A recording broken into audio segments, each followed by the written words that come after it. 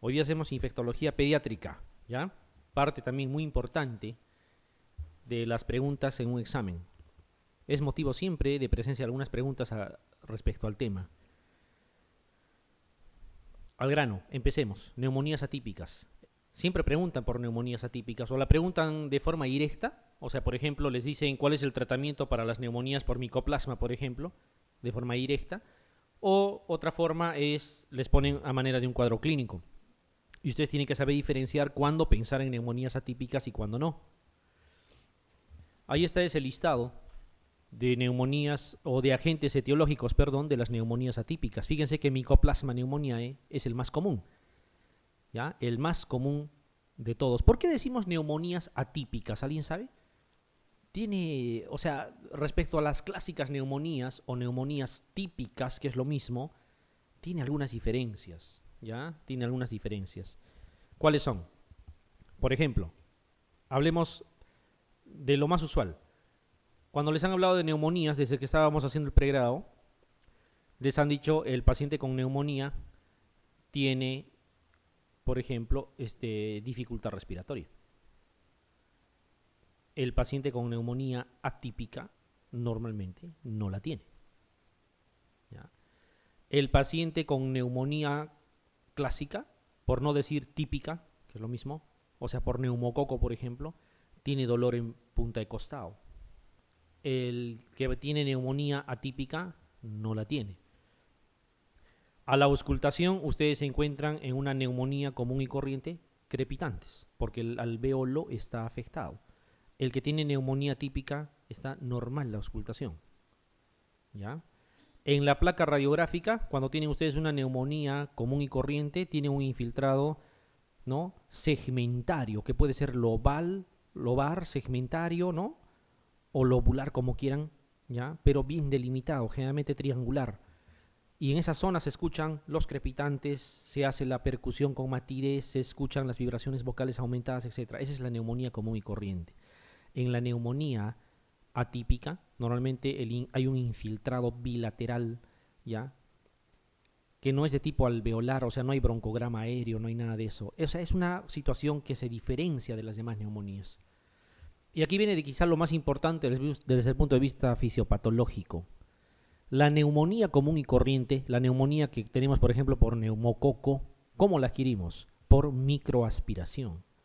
Nadie nos contagia, nosotros mismos adquirimos la neumonía.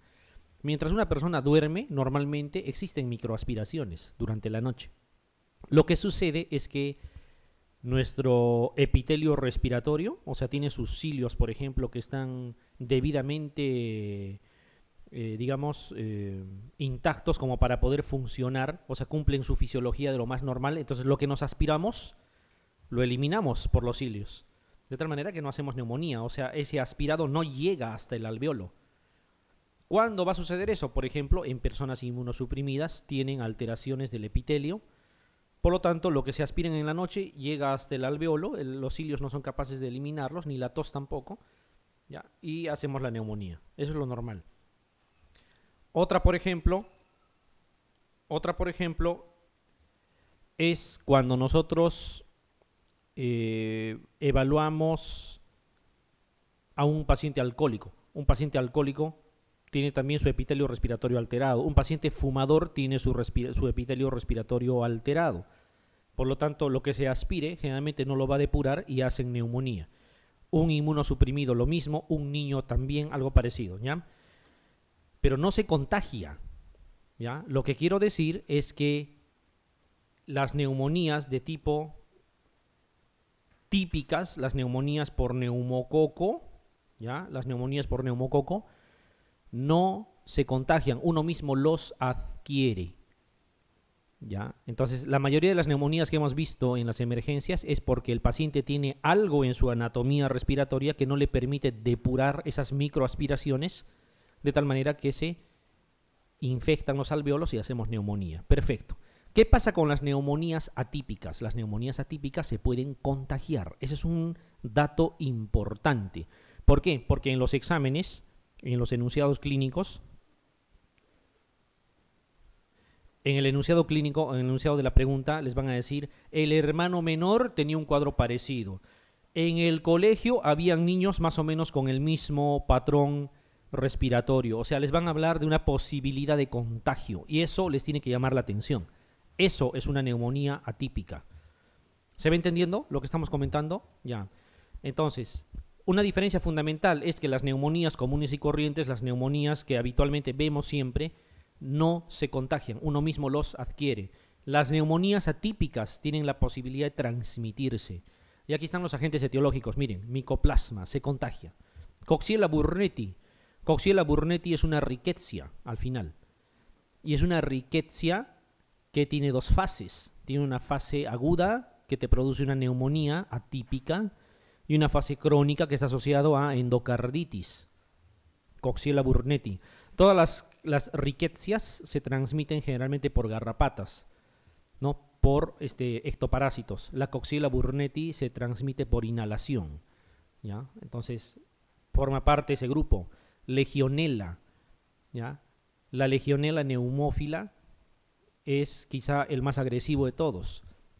¿Por qué se caracteriza? Porque tiene manifestaciones extrapulmonares. O sea, les hablan de un cuadro de neumonía y les van a decir que tiene diarrea, que tiene trastorno sensorio, que tiene otras cosas más, ¿ya? Clamidófila neumonía, clamidófila citasi, etc. Acá se repite Legionella, eso no está bien. Lo cierto es que estos son los agentes etiológicos. ¿Cuál es el más común de todos? Micoplasma.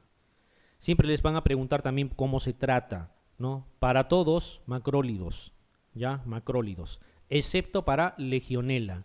En Legionella, por tratarse de una especie más, o un género más agresivo, porque puede causar la muerte incluso, se utiliza levofloxacino, ¿ya? Si les preguntaran entonces por Legionella, es levofloxacino, y por los demás pueden utilizar, sobre todo micoplasma, que es el más común. Si les preguntan, les van a preguntar por ese agente etiológico. Nosotros hablamos de macrólidos, ¿ya? Y aquí está, miren, falta de respuesta a antibióticos comunes. ¿Por qué creen? ¿Cuáles son los antibióticos que más usamos en neumonías comunes y corrientes? Si usamos ceftriaxona es un betalactámico, si usamos amoxicilina es un betalactámico, amoxiclavulánico es otro betalactámico. Generalmente usamos betalactámicos, ¿no? Ahora, dice falta de respuesta. Claro que sí. ¿Por qué? Porque el micoplasma, por ejemplo, no tiene pared celular. Y si no tiene pared celular, ¿dónde van a actuar los betalactámicos? Si sabemos que su mecanismo de acción es justamente inhibir la síntesis de pared celular. No tienen dónde actuar, ¿ya? Por eso es que no funcionan los betalactámicos, ni las cefalosporinas, ni nada de ello. Falta de síntomas de condensación pulmonar. ¿Cuáles son los síntomas de condensación pulmonar? Que haya matidez, que haya vibraciones vocales aumentadas, que haya crepitantes y radiológicamente de repente incluso la imagen, ¿no?, de radioopacidad bien delimitada, segmentaria o lobar, incluso con broncograma aéreo a veces. Eso no hay. Ya, eso es para el resto de las neumonías. En las neumonías atípicas eso no existe. Normalmente debiera haber leucocitosis también en las neumonías comunes y corrientes, en las que están producidas por neumococo, por ejemplo.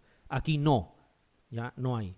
Síntomas extrapulmonares sí es posible, lo que les comentaba, a veces incluso diarrea, a veces incluso cefalea, vértigo, ¿no? Trastornos neurológicos, a veces hasta trastorno sensorio, dependiendo. La expectoración no es purulenta, la expectoración no es productiva, es una expectoración seca, o sea, esa tos seca que ustedes le llaman, esa tos que no boto nada, ese tipo de tos. Justamente va relacionado a la última característica, ¿no? Escaso exudado alveolar. Entonces, ¿cómo vamos a diferenciar desde el punto de vista práctico una neumonía atípica de una neumonía común y corriente? Será pues que en la neumonía atípica nosotros vamos a encontrar una posibilidad de contagio en el enunciado. ¿Cómo? El papá tenía el mismo cuadro clínico hace una semana. El hermano menor cursaba con un cuadro similar. En la escuela habían niños que tenían cuadro clínico similar. Eso les va a decir la pregunta. Eso les está diciendo que hay la posibilidad que se haya contagiado. Las únicas neumonías que se pueden contagiar de esa forma son las producidas por gérmenes atípicos. Eso es uno. Dos, que el compromiso pues no es tan serio tampoco, ¿ya? Desde el momento que no hay desviación izquierda, no hay leucocitosis, etcétera, el compromiso no es tan serio. Es molestoso, pero no es tan serio, con excepción de Legionella. Que Legionella no les van a preguntar porque en el Perú no se ha descrito. Les van a preguntar por micoplasma nomás. Ya, esa es la forma más o menos como se van a ir dando cuenta. A ver, vayamos a observar pregunta por pregunta. Entonces, acuérdense, se transmite, ya, se puede transmitir, ya, fácilmente, a diferencia de las neumonías clásicas que no se transmiten, se adquieren por microaspiraciones de uno mismo. Acá no, acá sí se puede transmitir, no olvidarse de eso. Y hay la posibilidad de que uno pueda encontrar contagio, ¿no? Fíjense, por ejemplo, esta imagen, alguito nos dice, mamá, hijo, en situación clínica similar, ¿no? O sea, tiene que haber eso. Por eso esa situación de ponerse mascarillas en el hospital para evitar que una neumonía intrahospitalaria te contagie es absurdo, simplemente. Porque es por microaspiración, porque probablemente el paciente estaba intubado. ¿Cómo les contagiaría? No hay forma de contagiar. Las neumonías comunes y corrientes se adquieren, no se contagian, ¿ya? En cambio, las atípicas sí, esas sí se pueden transmitir. Ten cuidado, ponte tu mascarilla porque tiene neumonía por estafilococo. ¿Y cuál es el problema? Lo tiene porque se ha aspirado los propios estafilococos que tenía colonizando en la cavidad orofaringea. Nosotros tendríamos que hacer lo mismo para tener el mismo problema, ¿ya? Transmisión, no se olviden. A ver, vayamos a analizar esto de acá. Miren, dice un escolar de 5 años, previamente sano, presenta un cuadro de febrícula, artromialgias. Fíjense que les está hablando de qué, de manifestaciones extrapulmonares, artromialgias, tos seca, no es productiva, no es tos purulenta, tos seca persistente, astenia de 2 semanas de evolución. Y aquí viene el dato que les decía, miren, en el último mes, sus 2 hermanos de 7 y 13 años han presentado consecutivamente un cuadro similar. ¿No hay posibilidad de contagio ahí cuando les hablan de esa forma en el enunciado? Sí, ¿no es cierto? En el mismo entorno, en la casa, fíjense cómo ha habido otras personas con un cuadro compatible. ¿Qué significa? Que ha podido haber transmisión, ha podido haber contagio. Que se han autolimitado de forma progresiva, dice. Tras practicársele una radiografía de tórax, el médico le ha diagnosticado de neumonía atípica. Creo que estamos plenamente de acuerdo. ¿Cuál es el agente etiológico más probable en este caso? ¿Cuál es el más común? Y por eso les van a preguntar. Micoplasma, ¿no? ¿O no? ¿Estamos de acuerdo? Micoplasma. Aquí la respuesta es Mycoplasma pneumoniae. Lógicamente, Coxiella burnetii sí te puede producir neumonías atípicas, lo mismo virus sincitial respiratorio también, Haemophilus influenza, Legionella, Clamidófila pneumoniae que no está aquí, ¿ya? Pero el más común es Mycoplasma, ¿ya? El más común. Aquí incluso les redundan la pregunta, ¿no es cierto? Pudieron haberles dicho cuál es el agente etiológico más probable, sin decirles esto de que tras practicarle una radiografía el médico le diagnostica de neumonía típica, porque ese diagnóstico lo pudieron ustedes, ¿no?, descifrar a partir del enunciado. ¿Y por qué sospecharíamos en neumonía típica sin esa parte del enunciado? Porque ha habido contagio probablemente, ¿no? Muy bien. A ver esto de aquí. Niño de 6 años, enfermo con neumonía. Es neumonía entonces. Partimos de ahí, de que es una neumonía. Dice, perteneciente a un brote epidémico de varias personas que conviven en un mismo edificio. ¿Estaríamos hablando de contagio? Si hablamos de un brote epidémico, sí. Neumonía que se contagia igual a neumonía atípica, ¿ya? Neumonía que se contagia es neumonía atípica. Dice, presenta un cuadro confusional, manifestación extrapulmonar. Desproporcionado, dice, a la fiebre, diarrea, hiponatremia y ligero ascenso de las enzimas hepáticas. O sea, todo eso también presenta, pero todo eso que presenta no justifica por qué tiene un cuadro confusional.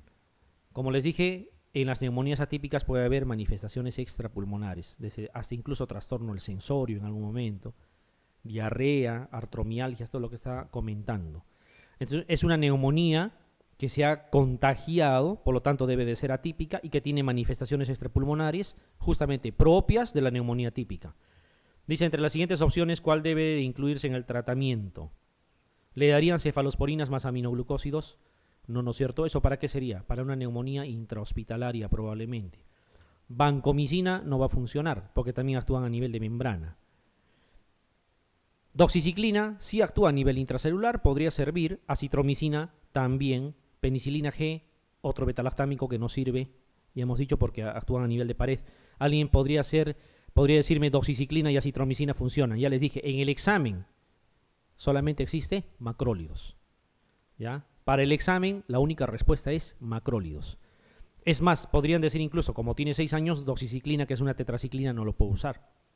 Por lo tanto, uso acitromicina. O sea, en la vida práctica, tú puedes usar doxiciclina, acitromicina, levofloxacino, tienes algunas alternativas. Pero para situaciones del examen, es macrólidos. Nunca han preguntado por otra cosa que no sea macrólidos. ¿Se va entendiendo? Ya. Muy bien. Sería la alternativa D, ¿no es cierto? A ver esa de ahí. Niña de 13 años con fiebre de 39,5 grados centígrados. O sea, tiene fiebre, escalofríos, odinofagia, tos persistente, dice, con escasa expectoración de una semana de evolución. Hasta ahí es un cuadro respiratorio que no tiene mayor definición, simplemente es una infección respiratoria. En la radiografía de tórax se evidencian infiltrados segmentarios en el lóbulo inferior derecho, también eso no nos indica mayor cosa. Esto sí es la clave para descifrar la pregunta. Dice, su hermano de 6 años presenta tos sin otros síntomas desde 10 días antes. ¿Para qué les dan ese dato? Para que ustedes digan, aquí ha habido contagio. Y donde hay contagio es una neumonía atípica. ¿Se entiende? Ya. El agente responsable más probablemente implicado es, ¿cuál será? De todos estos que están acá. ¿Cuál sería, doctores? Micoplasma, ¿no? Siempre van a pensar, si está micoplasma, micoplasma va a la cabeza. ¿Dudas? ¿Está claro? No confundirse con el resto de las neumonías, ¿ya? Las neumonías comunes y corrientes tienen otra forma de adquirirlas, no es por contagio, es por microaspiración, como les comentaba. Si es neumonía adquirida en comunidad, ¿no? Neumococo a la cabeza. Si es neumonía intrahospitalaria, pseudomona a la cabeza, ¿ya? Y si es... ¿Y cómo ingresa la pseudomona? Primero coloniza vías aéreas superiores y la persona se microaspira. Y si tiene tubo endotraqueal, ahí sí puede estar estafilococo, ¿no? Ahí sí, porque es un dispositivo invasivo. En todo lo que es invasivo está estafilococo. Muy bien. Laringitis, otro tema que creo que los 3 últimos exámenes han preguntado, incluso la misma pregunta, creo, ¿ya? Incluso la misma pregunta. Entonces hay que darle su importancia, ¿ya? Las laringitis se van a dividir en estas 2 formas que están viendo aquí, ¿ya? Ya no se envenenen con los otros términos que encuentren en los libros, ¿ah? Ya no estén leyendo más cosas de las que no van a venir. Acuérdense, falta un mes. Es el 2, ¿no es cierto? El 2 de junio es el examen, el 1 no van a estudiar. La última semana, las 2 últimas semanas tampoco van a estudiar, van a estar yendo a inscribirse, eso quita tiempo. Tenemos un mes contadito. Ya no lean lo que no va a venir. ¿Ya? Primero abarquen lo que es más probable, porque el tiempo les va a comer. Lo cierto es que de laringitis les comento que son 3 exámenes seguidos que viene la pregunta, incluso la misma pregunta. Acuérdense de estas 2 formas, ¿ya? Uno que está arriba y otro que está abajo, pues si quieren considérenlo así, para que se acuerden los nombres. Supraglótica, ¿ya? Llamada también epiglotitis, epi es encima, ¿no es cierto? ¿Ya? Supraglótica, epiglotitis o supraglotitis también. Las 3 cosas significan lo mismo. Y la otra es gotosubglótica. Ese sub me hace entender que está anatómicamente, no está involucrando a formas como en este grupo de aquí. Supraglótica, epiglotitis, supraglotitis, ¿no es cierto? Más o menos el mismo término. Aquí no. Acá dice gota subglótica, glotosubglótica, perdón. A esta forma se le llama el Kraft también, ¿no? Muy bien. Cuando hablamos de la supraglótica o epiglotitis, el agente causal es Haemophilus influenza tipo B, ¿ya? Haemophilus influenza tipo B. No confundan con el virus de la influenza. Haemophilus influenza tipo B es una bacteria. ¿Qué será? ¿Gran positiva o gran negativa? ¿Qué dicen? ¿Quién se manda? Sin miedo. Si les preguntaran eso en el examen, el Haemophilus influenza tipo B es, punto. ¿Qué es? ¿Qué van a marcar? ¿Gran? Sin miedo. Negativo. ¿Por qué dudan? Si les he dicho que los cocos nomás son gram positivos y con listeria y clostridium. Streptococo, estafilococo, enterococo, listeria, clostridium. Punto. El resto son gram negativos. Entonces un Haemophilus influenza tipo B es gram negativo. Es bacteria, por si acaso. Ustedes saben que existe un virus de la influenza. Eso es otra cosa. En nombre comparten algunas cosas, pero son dos cosas diferentes. Haemophilus influenza tipo B, es una bacteria. ¿Ya? ¿Hay vacunación contra el Haemophilus influenza tipo B o no? ¿Qué dicen? Claro que sí, está en el calendario. Van a tener una clase ustedes, felizmente, tanto de crecimiento y desarrollo, asociado a inmunizaciones, así es que van a repasar bien. Pero acuérdense que sí existe una vacunación, ¿o no? ¿Cómo se le llama a esa vacuna? También suena parecido, ¿no? Dice HIV. ¿No lo han visto? Ese es, pues, contra el Haemophilus influenza tipo B. ¿Ya? Es una vacuna contra el Haemophilus influenza tipo B. Lo importante es que este Haemophilus influenza tipo B no solamente ocasiona esta epiglotitis, sino también produce meningitis. Por eso es que hay que vacunar al niño. ¿Y cómo se produce esa meningitis? Se adquiere por vía aérea y luego hace meningitis. O sea, es una cosa muy seria. Todos los niños deberían estar vacunados contra el Haemophilus influenza tipo B. Por eso dice su frecuencia disminuye con la vacunación. Obvio, porque hay vacuna. Cuando hablamos de la gotos subglótica o CRAF, es más frecuente. Felizmente el otro es menos frecuente, ¿ya? Esta, que no es grave, es más frecuente.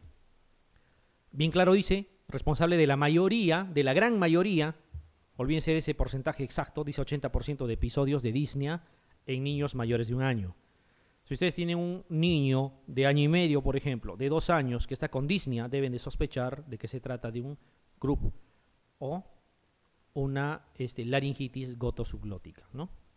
La etiología aquí es viral. Hay una diferencia, miren, aquí en la epiglotitis es bacteriano, Haemophilus influenza tipo B, y en la subglótica es etiología viral. Y aquí está, miren, virus de la influenza A y B. Son dos cosas diferentes. ¿Por qué se diferencia virus de la influenza A respecto al virus de la influenza B? Virus de la influenza A es el que está asociado a epidemias, a pandemias, no siempre está presente, mutan, ¿ya? Mientras que virus de la influenza B es el que siempre está, es la influenza estacional, ¿ya? Es la influenza estacional, alias gripe. Todo virus de la influenza es sinónimo de decir gripe. Lo que pasa es que nos hemos acostumbrado a mezclar síntomas de resfrío y de la gripe y por igual le llamamos a todos. El resfrío no es otra cosa que la rinorrea, ¿no? La congestión, etcétera, pero no es un cuadro severo. La gripe viene con fiebre, con postración, con mal estado general y todo lo que ustedes conocen, y también obviamente con rinorrea. ¿Ya? Una gripe puede matar, sí puede matar. El resfrío, ¿cómo te va a matar? El resfrío muchas veces solamente es rinorrea y picazón de garganta, nada más, ¿ya? Por rinovirus, ¿no? Entonces, esa diferencia, por favor. Porque el paciente trae o el familiar trae al niño y le dice, está con gripe. De lo más normal. O sea, gripe es una cosa seria, ¿ya? La gripe puede llevarte a ventilador mecánico, cosa que no en el caso de resfrío, ¿ya? Esa es la diferencia entre resfrío y gripe.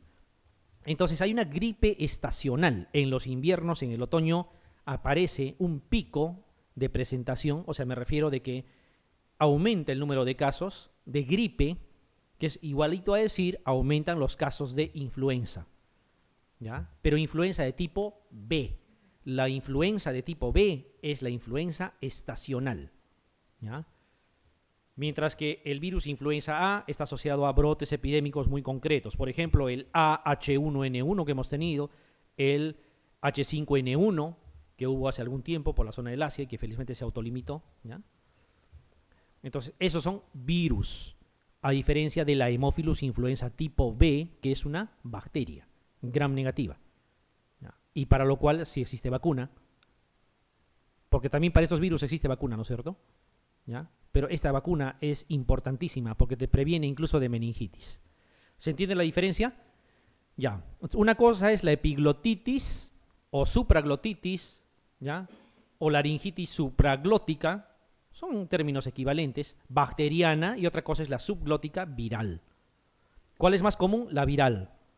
La menos común, la bacteriana. ¿Cuál es más agresiva? La bacteriana. Menos agresiva, la viral. Cuando uno tiene epiglotitis en un niño, normalmente acaba intubado. Es un cuadro clínico severo, ¿ya? Gran dificultad respiratoria, babeo, incluso a veces cianosis. La cianosis, me imagino, todos estamos de acuerdo, no es un signo banal. La cianosis es una cosa muy seria, Si ustedes ven cianosis en alguien, en un adulto o en un niño, es un compromiso ventilatorio severo, ¿ya? Entonces, la cianosis puede acompañar a esta epiglotitis. Vamos a seguir hablando de diferencias. Aquí está, ya habiendo hecho las diferencias. Supraglótica, que es lo mismo a decir epiglotitis, etiología bacteriana por Haemophilus influenza tipo B, casi no tiene estridor. ¿Ya? En cambio, la subglótica, que es producida generalmente por virus de la influenza, perdón, ¿ya? Tiene un estridor muy llamativo. Es una de las diferencias. ¿Ya? Esto de la voz es subjetivo, no les va a pedir ayudar a poder discriminar en las preguntas. Esto sí, miren, ¿quién presenta disfagia? ¿Quién presenta postura en sedestación? El niño tiene que sentarse, incluso inclinarse hacia adelante, porque si está en otra posición no puede respirar, ¿ya? Se asfixia. Esas dos características, esa disfagia, o sea, no puede ni siquiera tragar la saliva, esa postura como una posición antálgica en la grave, en la supraglótica. La subglótica no tiene, hace mucho ruido, pero no es tan grave, ¿ya? La tos perruna, ¿cuál de las dos hacía mucho ruido y no era muy grave? La subglótica, ¿sí? Ahí también es, la tos perruna. Acuérdense, en las laringitis hay una que es muy ruidosa y no es tan grave, y la otra menos ruidosa, pero muy severa, ¿ya? La muy severa bacteriana, Haemophilus influenza tipo B, y la menos severa, obviamente, la otra, ¿no? La subglótica. Muy bien. El mal estado general acompaña a la forma supraglótica. Acá van a encontrar cianosis, signo de severidad. Acá no, ¿ya? Acá no. Entonces, si les dijeran, aparte del tratamiento que le van a dar de soporte, podrían usarse también antibióticos. ¿En cuál de las dos? ¿En la supraglótica o en la subglótica? ¿Dónde usarían antibióticos? En la supraglótica, en la epiglotitis, porque es bacteriana. En la otra no se puede usar, no va a servir de nada, ¿ya? Y lo que se indica es amoxiclavulánico, ¿ya? En los niños. Eso es lo que se sugiere que se use, amoxiclavulánico. No se olviden de este mal estado general, cianosis, postración, disnea intensa, sed de aire, se está ahogando literalmente en el aire como si estaría sumergido en el agua, ¿ya? En la forma de epiglotitis o supraglótica. Y las preguntas que han venido en el examen, hablando de los últimos 3-4 años, es básicamente para que ustedes definan frente a qué cosa están, ¿ya? Entonces no hay nada de difícil. Aquí está la pregunta. Dense la molestia de revisar en los exámenes. La van a encontrar literalmente. Dice preescolar de 4 años, que un día antes presenta fiebre alta, dolor faríngeo. Hasta ahí simplemente es un cuadro respiratorio alto. Disnea les tiene que llamar la atención. Disnea, disfonía, babeo, disfagia, estridor respiratorio, tos metálica. Hasta ahí no les define mucho, pero por lo menos ya saben que es una laringitis, ¿no es cierto? Al examen, ansiedad, gran dificultad respiratoria, boca entreabierta, lengua protuida y cianosis. ¿Qué cosa es? ¿Es severo o no lo es? Y si es severo, ¿qué cosa es? ¿Cuál de los dos? ¿Epiglotitis o la subglótica? ¿Cuál de las dos? ¿Qué marcarían aquí? Epiglotitis aguda. ¿Están de acuerdo? ¿Ya? ¿Estamos de acuerdo? Ya. Este término pseudocruf ya hace referencia a otras entidades que más o menos imitan la segunda forma, la forma viral, ¿ya? Y que no necesariamente es. Ya no pierdan el tiempo describiendo eso porque se van a confundir. Lo que yo quiero que se acuerden es la forma severa es epiglotitis, ¿ya? Y la forma no severa viene a ser el otro, el que tiene tos perruna. Este no tiene, ¿no? Puede tener algunas otras cosas, pero no más. ¿Se entiende lo que quiero que ustedes retengan? ¿Ya? Cuidado, no vamos a volver a hablar del tema, pero es muy probable que esta pregunta o algo muy parecido venga en un examen. Es muy probable, ¿ya? A ver, la mayoría de los casos pediátricos de epiglotitis están producidos por otra pregunta de otro examen. ¿Qué marcarían? Suficiente con que se acuerden, epiglotitis era la forma severa y era causada por bacterias o virus. por bacterias. ¿Qué bacteria? Incluso hay vacuna, hemos dicho, por eso es que se tiene que vacunar y disminuye la incidencia con la vacunación. ¿Cuál? Haemophilus influenza B. Porque miren, les ponen rinovirus, Moraxella catarrhalis, Streptococcus pneumoniae, virus sincitial respiratorio. Pero aprovechando a ver lo que está aquí, rinovirus es el principal agente causal ¿de qué? Del resfrío común. ¿Ya? Del resfrío común. ¿Ya? El principal agente causal del resfrío común, rinovirus. Moraxella catarrhalis, principal agente etiológico ¿de qué cosa? De las neumonías en pacientes cardiópatas. ¿Ya? O sea, si tiene un paciente con insuficiencia cardíaca congestiva, por ejemplo, y hace neumonía, es muy probable que sea Moraxella catarrhalis.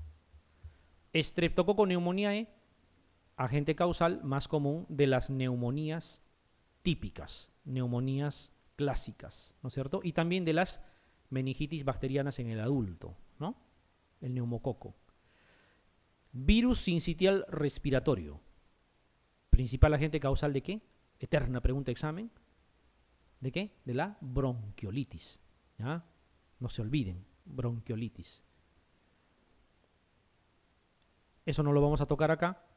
¿Cómo van a notar que ustedes que están frente a un cuadro de bronquiolitis en el examen cuando el niño tenga menos de 2 años y el cuadro sea como de asma? Igualito, broncoespasmo, tiempo expiratorio prolongado, sibilancias, ¿no? Disnea, tiraje, etcétera, etcétera. Muy bien, pequeños datos que hay que grabarlos hoy día mismo, ¿ya? A ver esto de aquí. Dice, el lactante de 2 meses presenta desde hace una semana vómitos mucosos y crisis de tos con cianosis facial. Ya hemos dicho, cianosis es sinónimo de severidad. 5 a 6 veces al día. Auscultación cardiopulmonar normal, es obvio, porque el pulmón no está afectado, ¿no es cierto? Señal de diagnóstico más probable entre los propuestos. ¿Qué marcarían? Cuando ven cianosis, no lo duden. No lo duden, porque ese es el marcador en la pregunta y por gusto no les han puesto. ¿Qué van a marcar? ¿Qué alternativa? Así es. ¿Convencidos? ¿Ya? Porque de eso se trata también, de que se convenzan, que vean las preguntas y que digan, así, pues si viene así, voy a marcar así, definitivamente. ¿Ya? Porque una cosa es hacer solamente teoría y después de meses tratar de acordarse todo y aplicarlo en el examen. Mejor es practicarlo así.